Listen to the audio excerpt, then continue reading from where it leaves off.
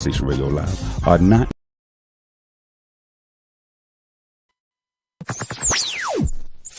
You are now tuned into Mix Station Radio Live. The views and opinions of the guests and the hosts you hear on Mix Station Radio Live are not necessarily those of the staff and the management of Mix Station Radio Live, its sponsors, or advertisers.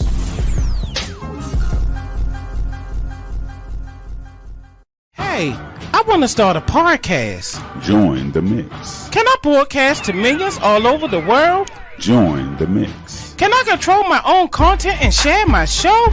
Join the mix. Can I promote my product and my event? Join the mix. Mix Station Radio is a worldwide internet radio station that specializes in video and audio podcasts on all social media platforms. You can download our free app, Mix Station Radio Live. That's MIXX Station Radio Live. We have 2 locations in Tulsa, Maryland and Eastern Shore, Maryland. With our new service, you can host your own show from home with Mix Mobile. That's MIXX Mobile. Did you say I can broadcast from home? Yes, we have a new service called Mix Mobile. We can come to your location or you can log on virtually. Hold up. That can't be true, man. Yes, Mix Station can air any show from anywhere in the world, and all you need is a strong internet connection. Also, we have a toll-free 1-800 number. So you're telling me I can stream on YouTube, Facebook, Spotify, iHeartRadio, and all the formats all at the same time and have people calling with comments? Yes, join the mix. If you want to join the mix, email us at mixstation@gmail.com. Again, mixstation@gmail.com. That's MIXXstation@gmail.com. Mix Station is sponsored by... Hey, if you're not making enough money at your current job and you want more, or you're not happy and want more control of your career, then come over to cybersecurity. Online Security has a 10-week security fundamentals class that helps you get Security Plus certified, develops your resume so you can land an interview, and helps you study for the interview so you can get a job. So what are you waiting for? Go to onlinesecurity.com and sign up for our next Security Plus class. And when you do, don't forget to use our discount code ONLINESECURITY.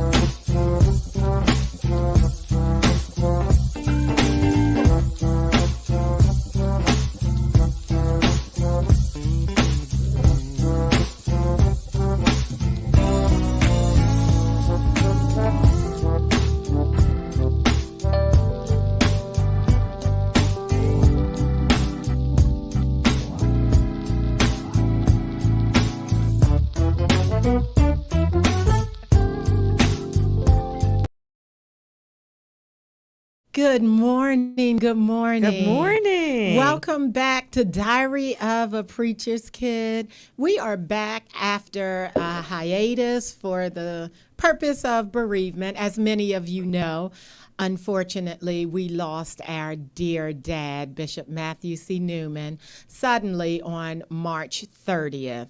So we took some time for self-care and to start the grieving process. But much like our dad, we're pressing on, and today's show is about honoring him and just letting you all know how we are grieving, what has worked, what hasn't worked, and just that we're getting through by the grace of God. In addition, we wanted to extend our gratitude and our thanks to so many of you who reached out to us, to extend your condolences, your prayers, your support. And we may not have been able to get to everyone. For those who attended the funeral services, it was packed, standing room only, going out the door. So we were so honored that so many came to pay homage to him. So for that, everyone, we are super grateful. And I'll let Octavia share. It's going to be an emotional show for us because we never thought we'd be here doing a show. We talk about our current situation of having a dad as a pastor and growing up. We never expected to talk about losing a parent and moving on in life and in ministry. Yes, definitely a major loss to our family, and we are still adjusting. And we thank and praise the Lord for the Lord's strength and helping us to cope with it. It's still very fresh, and we just need the grace of God to see us through because we miss him sorely. Yes, we do. This is a major loss to our family, our church ministry, the community, and this is another part of our diary of being preacher's kids. When you lose a parent. One of the things that I stated is that I feel like losing a parent suddenly, and I can't speak to which is worse because a loss is still a loss. Be it you're dealing with a parent who's terminally ill and you're seeing the regression versus, in our case, spending a day with him, having a good day, talking, laughing, having lunch together, and that night, all of a sudden, your dad's on a ventilator, and the next morning, you're saying your final goodbyes. So I don't know which pain is worse. I haven't experienced the first, but I can tell you the shock is so painful. We live in shock every single day of our lives that we don't have a dad. It's shock every day. And what I have learned, and I'm so thankful for my teachings and how my dad prepared us. As a young man, healthy, vibrant, active, he always said, me and your mom aren't going to be here always. So these are the lessons that we have to pour into you all as our children, the church family, how to move forward and survive. And so now I'm living my life on his life's lessons and his instructions. And let me just say, we are just bouncing back this month. You know, we're having, True Way Church of God is having a brotherhood brunch on behalf of our men's ministry because my dad was relaunching the ministry and he wanted to work with men. And so, thank God, we are carrying out his vision. And we're having our brotherhood brunch on next Saturday, July 23rd from 11 to 1. And the topic is based off of one of his infamous sermons that he preached entitled, "What Do You Do When the Bottom Falls Out?" So now we're going to use that exact sermon, and we're going to, it's on the screen. You can see all the details there. The church's Cash App is there. It's $20 for the brunch. And you can certainly pay the day of. So don't worry if you're not a Cash App person. You can just show up. Please feel free to reach out. If you want more information, you can always inbox your questions to me at Renee Newman on Facebook. Renee is R-E, capital N-A-Y. And also you can contact the church, True Way Church of God, at 410-462-5443. And again, the church at 410-462-5443. And this brunch is for men. It is a safe place for you to talk about your bags. What are you putting in your bag of life? And sometimes you can overstuff your bag. And sometimes the bottom falls out, and we want to talk to you about recovering after your bag of life breaks. And that's what my father was about, recovery. In addition, we're going to be doing a luncheon that same day for the sisters, and I will be your facilitator. And that luncheon is going to be entitled Get Up and Live. And again, it's about recovery. That is going to be for the women on Saturday, July 23rd from 1 p.m. until 3. And that will focus in, both of them will focus in on us providing you with spiritual tools and guidance on recovery. And again, this is based off of another sermon by Bishop Newman. Octavia? 2 to 4. I do apologize. 2 to 4 for the ladies' luncheon. Yes. Okay, so the Brotherhood brunch is 11 to 1, and the sisters' luncheon is 2 to 4. I will be facilitating, and the facilitators for the Brotherhood bruncheon will be our pastor-elect, Elder J. Michael Goodwin, and our deacon, Reginald Somerville. So they will be facilitating the Brotherhood bruncheon and luncheon, and I will be facilitating. Bruncheon. Okay, go on and get me. Okay, bruncheon. So that is the combination of brunch and the luncheon. So yes, I still do have, I still have word fumbles in the midst of grief. So I am still giggling. We are still the same. Bruncheon. I'm going to make sure that that is a new term. Yes. But please, please come out and support. We would love to have you to come and support us moving forward with my father's vision and his legacy. And again, we just want to take you on our journey. You know, it's hard.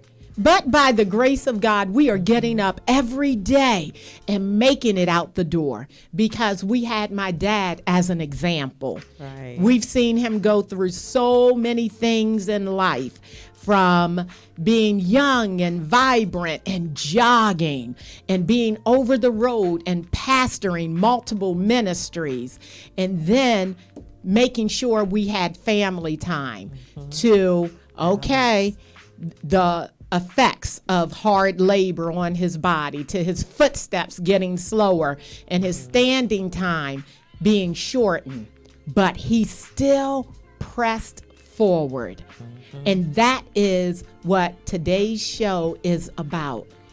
Even with tears in our eyes, we are pressing forward because we had my dad as an example. And on Sundays, when it was his Sunday to deliver the word, if his standing time couldn't be as long as he desired, he said, I'm going to get this word out. Somebody pull up a chair. Give me a table. And he would sit down at the table and he would walk through the word of God. He never gave up. Never. And for that, we are so grateful, and he is sorely missed. But what we have learned is to continue as usual.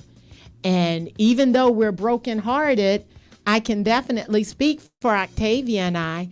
We have a drive and a passion to really bring to full manifestation everything he desired to see the ministry be relaunched and recovered after COVID. So we just thank God for the life and the legacy of my father. And this is definitely an opportunity. We haven't been on in almost 4 months. And if anybody wants to just call in and say hello to us, if anybody wants to call in and share times that they met my dad, encountered him, how he impacted your life, please put it in the comment box. Please feel free to pick up the phone and talk to us. We are here, and we just want you to know that we're back, and it's a part of our journey. We are journeying through grief. Octavia, I think we've been through everything. Yeah. The shock, Definitely the shock because it was sudden. The anger. Yeah. The anger of it all. And not wanting to let go. Yeah. Yeah, I'm still not there. I know we all have to leave here, and we're not here for forever, but our daddy was our hero. Mm-hmm.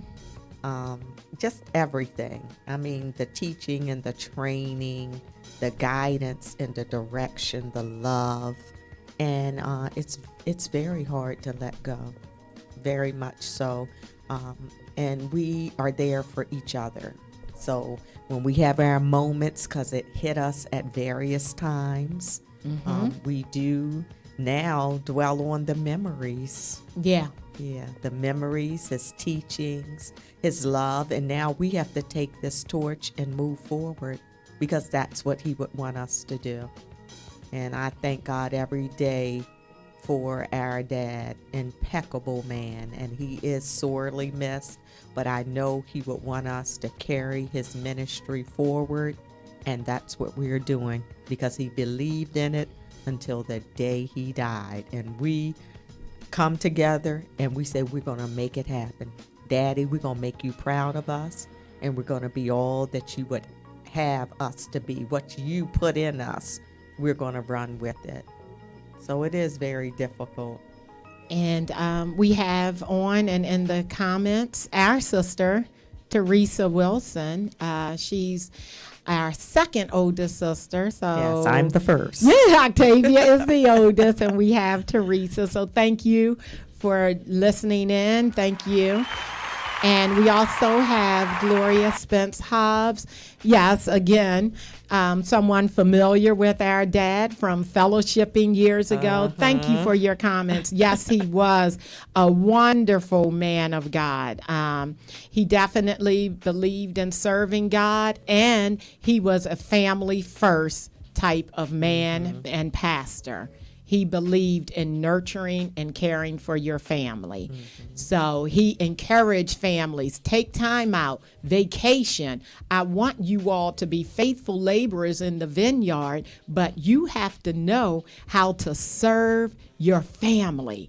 Because when you put time into your family, you're depositing a seed of discipline that will make them productive citizens in the community and faithful laborers in the vineyard for a church. Right. So you don't want, my father taught us, never allow your work in the ministry to divide your family. Yeah. That is very important. And we have a caller coming in. Yeah. So we are super thankful. Hello. Whoops. Hello. Welcome to Diary of a Preacher's Kid. Who's calling? Hello, Renee. Hello, Octavia. Hi. This is your sister, Risa. Thank you, Teresa, for calling in. This is what we want. We want to hear from those who have experienced Daddy. And who better than his second oldest daughter? Absolutely. Truly, as you all stated, we had a wonderful dad. Just the epitome of what a father should be. And as Octavia was saying, we just miss him so much. You know, his death just occurred so suddenly, but we have so many memories of him. All of us have moments where we just laugh until we cry. And even down to the last few days prior to his dying, you know, whenever he would have the little fainting spells, sometimes I would get right up in his face and say, Daddy, when he would come around, I said, Daddy, do you know who I am? And he would he would smile. And I said, Daddy, you know who I am? And he couldn't take it any longer. He would start laughing. He said, "You First Lady Wilson," and then he would just crack up laughing. Absolutely. So even when he was down and not at his best, he still found ways that he wanted to make us laugh and let us know that he's okay.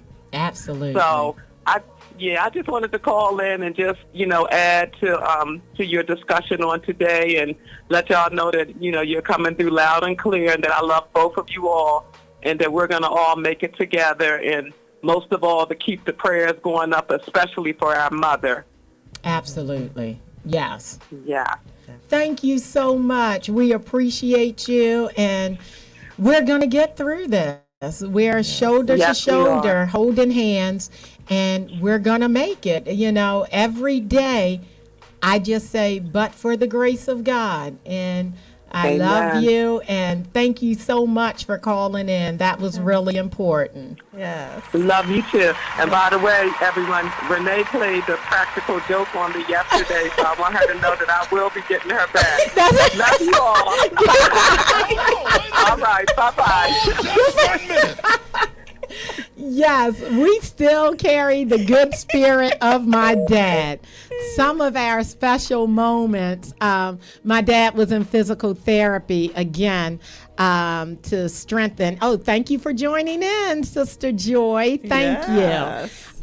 My dad was in physical therapy again to help strengthen his legs. Again, the years of the hard labor. For those who don't know, my dad was a retired truck driver, and that was his passion, being over the road. So as he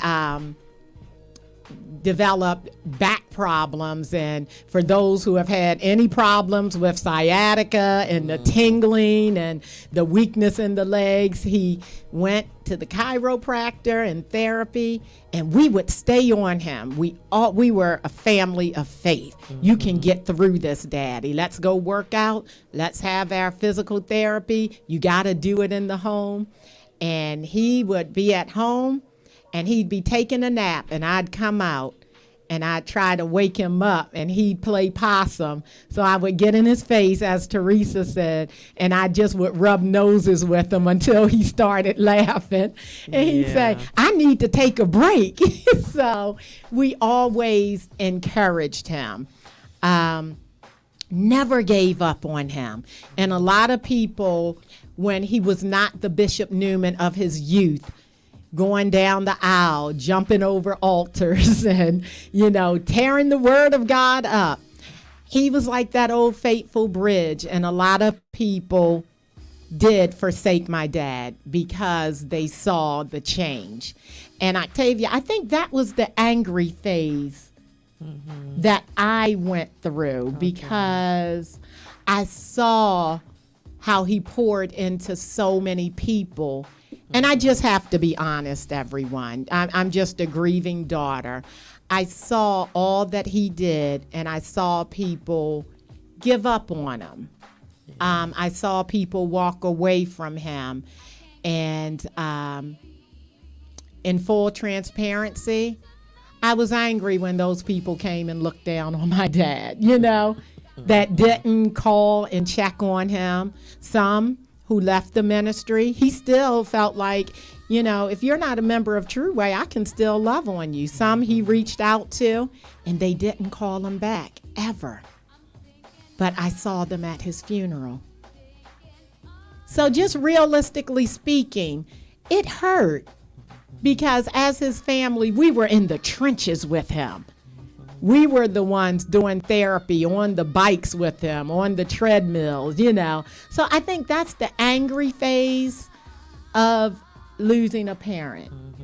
And, I just like to include one thing. I want to give a special shout out to my son, Brandon. Oh, yeah. Because Brandon was right there. He was his home-based therapist. Yes, Brandon was right there, and I do thank the Lord for his efforts, and all the other grandchildren when they could, but Brandon was more so the dominant one.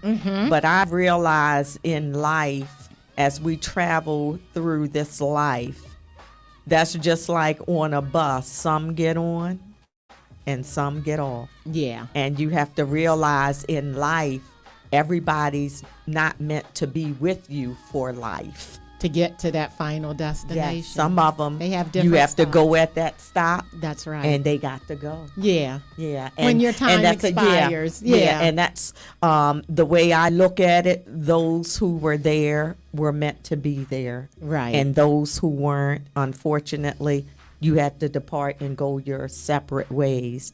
But God still provides. He still made a way. We have a legacy. A legacy. And that's what I look at, the good seed that he had sown in so many Yes. people's lives. And even with the marriages, a lot of people are still together due to the teaching. Most of all, God, because Yes. God is always to be Yes, God praised. first. But how God worked through our dad, and he was able to guide and advise according to the word and according to God's leading. And he saved a lot of marriages. Yep. They Because did wise counsel. no matter what, he would say, don't give up. You hang in there. You hang in there. Same thing like Renee was saying. He was always a man of balance. Yes. You know, Yes. so at 23 years old, my father owned his own business. Yeah, he had a cleaners. Yeah.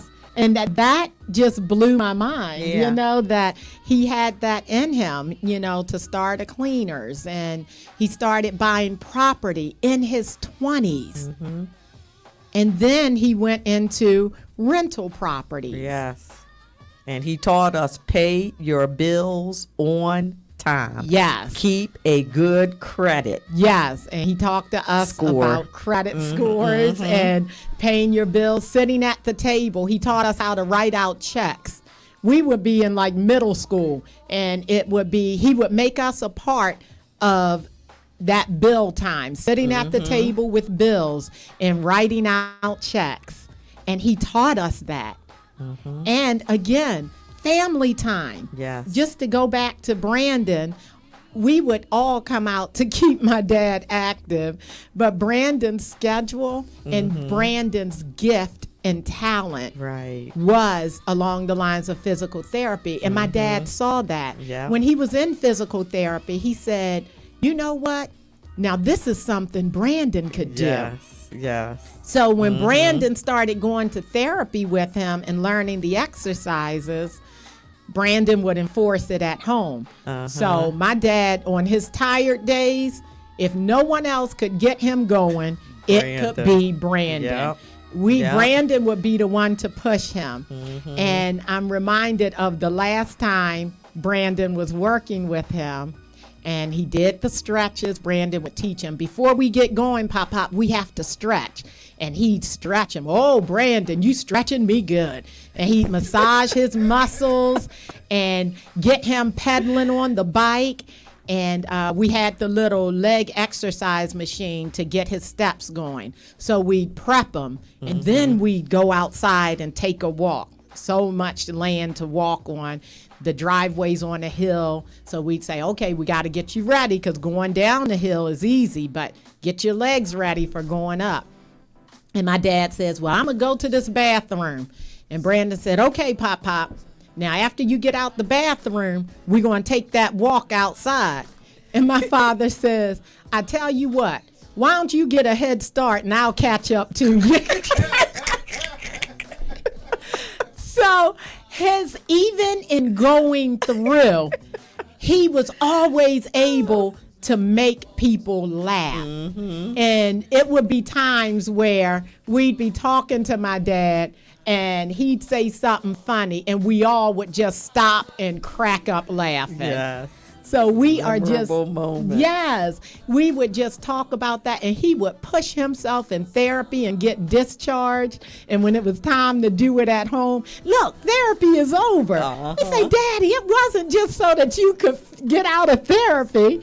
But I say and share all of that to say, my dad wasn't in the spirit 24/7. No. We were a real life family, and we enjoyed laughter.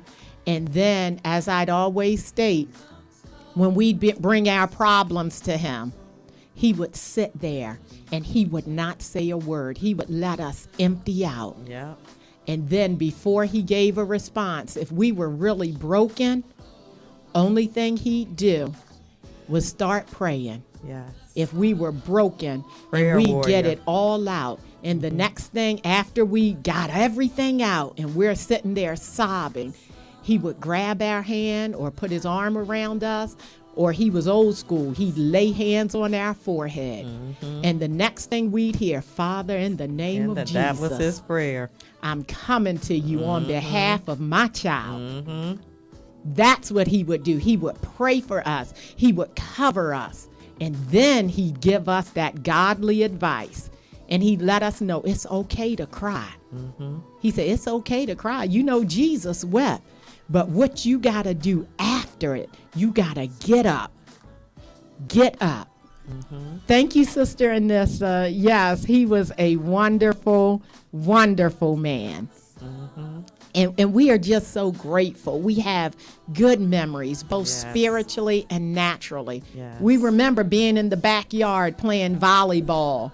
Yeah. And he loved throwing horseshoes. Horseshoes. That was his thing. And what else did we play? Baseball, badminton, yeah. several vacations. He was definitely, every year we went on vacation and he and my mom would go away as well. Yes. So it was a lot of balance.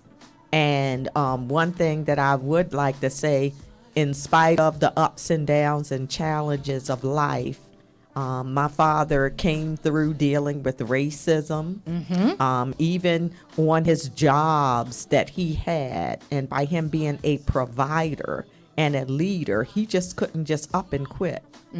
So he would endure a lot. And he would sit down and he would share with us. He said, anger rests in the bosom of a fool. He said, you maintain control. He said, because when people get into your head and into your emotions, you allow them to have that control. You will look like a fool every time. He said, there will be regret. He said, stay silent, stay in your lane, mind your business. Said, and you will see how people are always wondering about you. He said, but when you run off at the mouth, you tell everything. I got to Learn to be interrupt quiet. you. His key statement in one of his sermons, one of his classic sermons, along with the advice Octavia gave, he gave a sermon and it was titled, Keep Your Mouth Shut. Your big mouth shut. Yeah.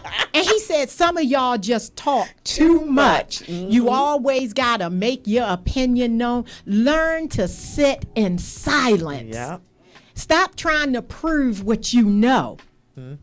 So, yeah, I had to say that, because sometimes he would just get fed up. He didn't like for people to keep stumbling over the same issue over and over again. You got to learn the lesson, and that's what he would challenge us on. So what was the lesson that you learned? Right. If you failed at something, go back and look at why you failed.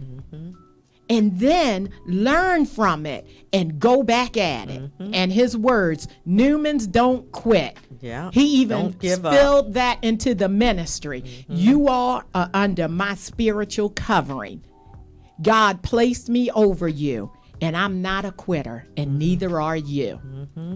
But the one thing, he learned how to sit in silence. And he said, a lot of people think they're getting over on me because I'm quiet. Yeah. He said, but I'm learning them. He said, while they're talking, God is giving me discernment, and I'm figuring them out. Thank you, God. Silence. Thank you, God. You're silent. He said, I'm sitting in silence, and they thinking that I'm weak. And But don't God sing. is showing me them. I'm sitting in silence, but God is giving me direction on how to handle them. And I even remember when I was dating, and I had just met this guy. We were at Reisterstown Plaza, and I'm all excited. I'm all excited. Get into he it. has a sports car and Mustang. everything. They have a car. And I was like, wow. So we started. Yes. And we started dating, and then with us before, well, we didn't date. We just talked over the phone, but I couldn't go out because my father said, I have to meet whoever you are dating. Old school. Yeah. And so I had him to come out, and I introduced him to my dad, and they shook hands. And after he left, he said, Tabby, he said, I want to talk to you. I'm like, uh-oh. I said, Daddy, here I am. We sat down. He said, leave him alone. He's a married man. Never laid eyes on him Never. in First his life. time. You can't handle the truth. And guess what, y'all? That was the truth. From a handshake. Yes. He told me, he said, I said, Daddy, how do you know? He said, the handshake and the way he wore his belt. His belt. Yeah. He said the way his belt was. So he said, what I want you to do, he says, call him. Put me on speaker. He said, and you're going to see. Mm-hmm. Okay. I waited a few minutes and called him. I said, so-and-so on. By any chance, I said, are you married? Have you ever been married? What's going on? He became offended. Yes. Who told you that? Who told you that? And Daddy and I looking. He said, well, we're separated now. I said, oh, no, I don't do married men. I said, oh, no. I said, so it ends. Your visit today was it. Mm-hmm. I got off the phone. Daddy said, I told you. Yes. The spiritual discernment. Spiritual discernment. Literally, I don't understand with the belt deal or the handshake. I mean, both of them was like, how in the world? But the spiritual discernment. Yes. That my father had, and his protection and covering over me. Mm-hmm. And I'm so glad that I really didn't get deep involved where my emotions were in there. But my father, the way he talked to me, and then he wanted to say, now, put him on speaker, because he said it'll be confirmation. When he talked to me, he came to me knowing you gonna find out this is a married man. Yeah. After I got off the phone, I looked at him. And he's like, so that's how much he communicated with God. Yes. And my father was a man who was slow to speak. Mm-hmm. But Very once he observant. opened his mouth to speak, he stood on it. Mm-hmm. And he'd say, now you can take that to the bank and cash it. That's right. He said, I'm telling you. So once he spoke, he would sit in silence. But once he got direction and he would speak, that was it. And he said, I'll stand on it. Now, if I'm wrong, I'll repent. He said, but I feel it. And that's how he would encourage people. People at church would sit before him weeping. And he would sit there and again, let them get it all out. And then he'd say, if you can just press through this, if you can push through it, you don't see it now, but if you go through this holding on to God, you'll see it's going to work out. And people would sit there. I don't see how, Bishop. He said, I'm telling you, you cry your tears, but you go through this, trust in God, and I promise you're going to get through it. Sure enough, later, it wasn't my father's words. They would come back with a testimony. And I'm telling you, my experience, man, every guy I was dating a daddy, what you see? Yeah. Yeah. I'm telling Daddy, you. what you see? Yeah. You know, look, let me I tell was almost scared. I'm like, Daddy, what you see? having What you think? spiritual parents with that insight, it made it very hard for us going through teenage years, just being normal teenagers. When you have spiritual parents with the gift of discernment, it made it very hard to be sneaky. And know what? He would tell us if we start dating a guy, if the guy didn't have a car, he said, I understand everybody has to start somewhere. He said, but let me tell you one thing. When you come in at the table and they ain't got nothing and they ain't trying to do nothing. He said, I don't raise my daughters to be nobody's chauffeur. Now, it's a difference when they need your assistance, a car breakdown or something. Because I had this one guy, he didn't have a vehicle. We got and so Daddy many said, stories. Daddy said, Daddy's don't you girl. go in the city and pick him up. He said, you tell him to meet you at the subway. I sure enough did. And you drop him back off there. Said you don't give no grown man door-to-door service. Oh, he didn't play. No, he didn't. I'm telling you. I mean, he had us on to a whole lot of stuff. Yes, we were daddy's girls. And as I stated, my father, he taught us the game. We didn't have any big brothers. No. Our father taught us. Okay, he coming with game. And one time I was dating a guy and he was from New York. And I told the family he's coming, and we were having a family gathering, actually at Teresa's house. And I told Daddy he's coming into town, and then he called me. He was like, oh, man, Renee, I forgot my wallet. My father said, how he going to come from New York to Baltimore with no wallet? And I said, y'all, I'm grown. This was less than 10 years ago, okay?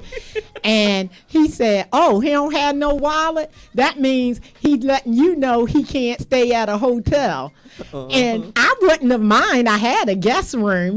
We had been talking for some time. My father was like, take him right to the hotel.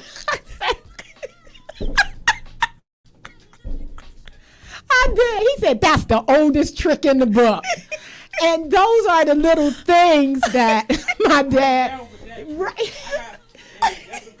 Yeah, I done came into town. He said he gonna come from New York to Baltimore and then oh man. He said, I mean, it can happen, but you just tell him, no problem. I'm gonna go on and take you to this hotel closest to my house. So, just he really acknowledge, y'all, I was young.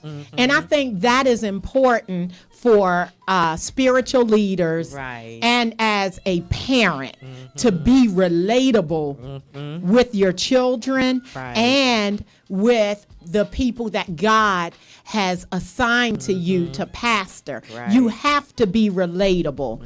And in honoring my father, he was a relatable man of God. And you made mistakes, and he would not make you feel as though it was over. He'd say, shake yourself off, get yourself together, and move forward. Yep. And that's what he would do. Impeccable. And he was one to love. And also my father, when he was done with you, that's it. Yep. And he was like, yep, once you find a person out. And he would have to tell me, see, Renee, you're a lot like me. He said, the only thing is, you kind of hold on to things. Y'all, I'm funny acting. I don't deal with a lot of people. God is still working on me. And once you do something, that's it. Like I said, I was the angry one. I'm here to tell you, some folk came to my father's funeral. I wasn't happy that you were there because you didn't do them right. But my father would be, baby. And I would fight for my dad. One time my father told, you getting too worked up, didn't you, Tavy? Yes, he would. But he didn't hold things. He could know that somebody wasn't for him. And he say the Bible says, know those who labor among you. So be it co-workers or in ministry. My father could know how you were, but he knew how to put distance between you. And people, hey, Bishop, how you doing? God bless you. How you doing?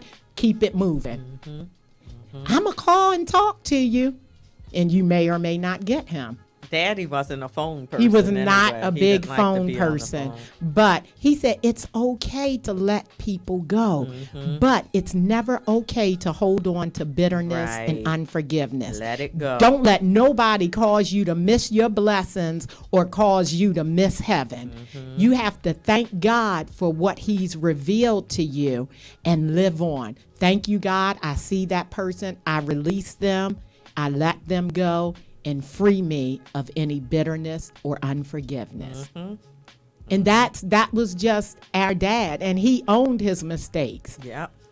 He said, I was foolish.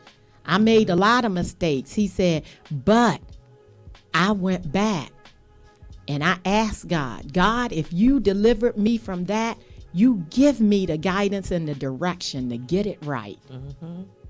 And he had enough humility to say, I'm sorry. Yes. Yes. That's what I love. And, you know, as I stated, as we come to a close, that we're just very heartbroken that he's not here. And especially for Sundays. For Renee and I, Sundays. we would be up 5-something in the morning, going morning out breakfast. to assist our parents. Yes. Calling, hey, Daddy, Mom, what y'all want? Bobby, getting Bobby his sandwiches. Absolutely. And then stopping off after that service. pancake platter from McDonald's. Yeah. Certain things, we'd go out and have lunch after he'd go to the chiropractor or therapy. He loved those baked beans from Mission Barbecue. Yeah. I have not been to Mission Barbecue since Yeah. my father transitioned. And Twin Kiss. And Twin Kiss. Yeah. It was nothing that we couldn't work out over some ice cream and conversation. And Baconator. Yeah. Yeah, guys, my dad also loved the Baconator sandwich from Wendy's. And it was so sad, just when the commercial came on, I had a breakdown. Yeah. So it's just special moments. He was a good father. And I saw a sign that a memorial setting for his grave, and it said, Dad, your wings were ready, but my heart wasn't ready. Yeah. And I bought that to take and put on his gravesite. You know, he had to answer his call. Yeah. That's all. We talked about the spiritual guidance and connection. And right now, and for the past 3.5 months, we only have a spiritual connection because we are still very connected to my father. I still feel his guidance. I live by his words. And I tell you, thank you. We have our cousin Linda Thomas on as well. Thank you, Pastor Sutton. Yes, we thank you. And it is very hard. Thank you, Shauna, for joining in as well. Only having a spiritual connection is very difficult to get adjusted to because we always kissed him on his forehead. Yes. We always, some of my last words to him, I love you. And he said, I love you back. Yeah. Call me when you get home. Call me when you get home. Yeah. And I said, well, Daddy, you're home.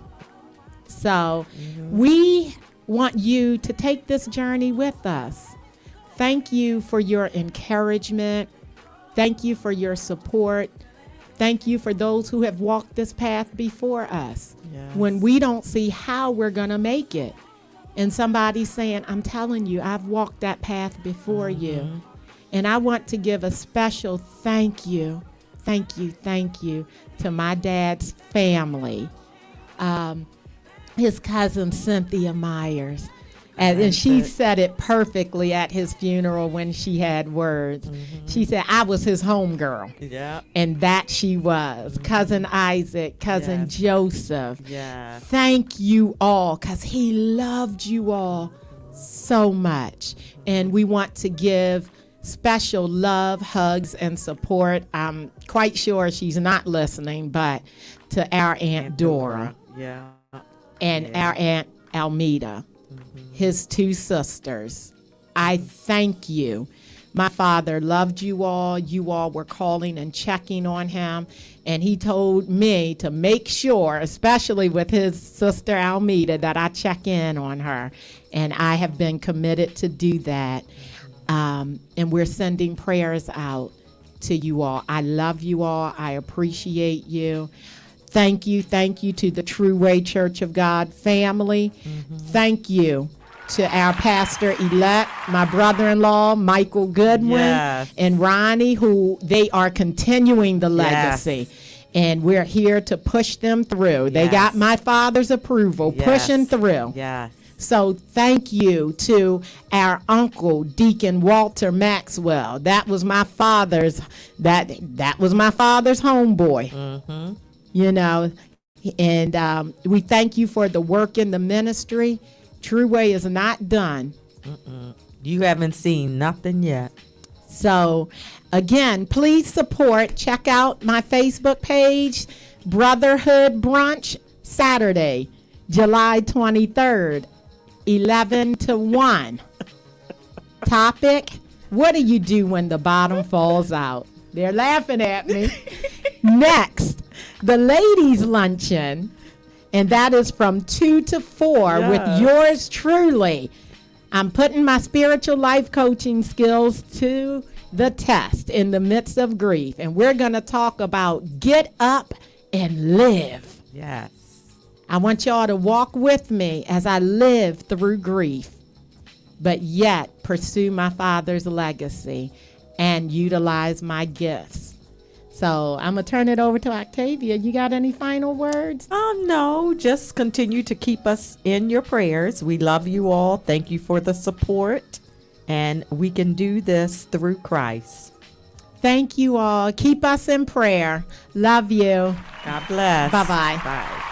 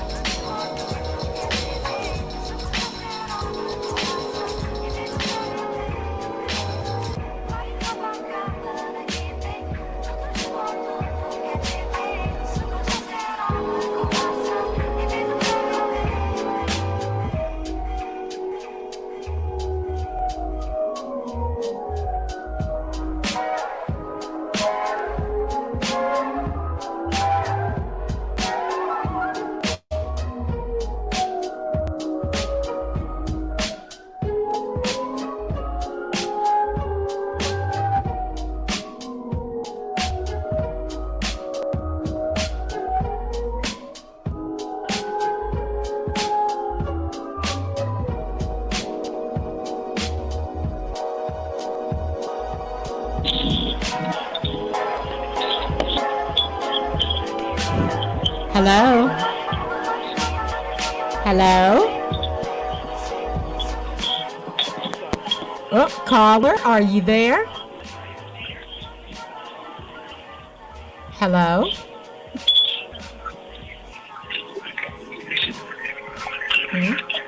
Hello? Hello?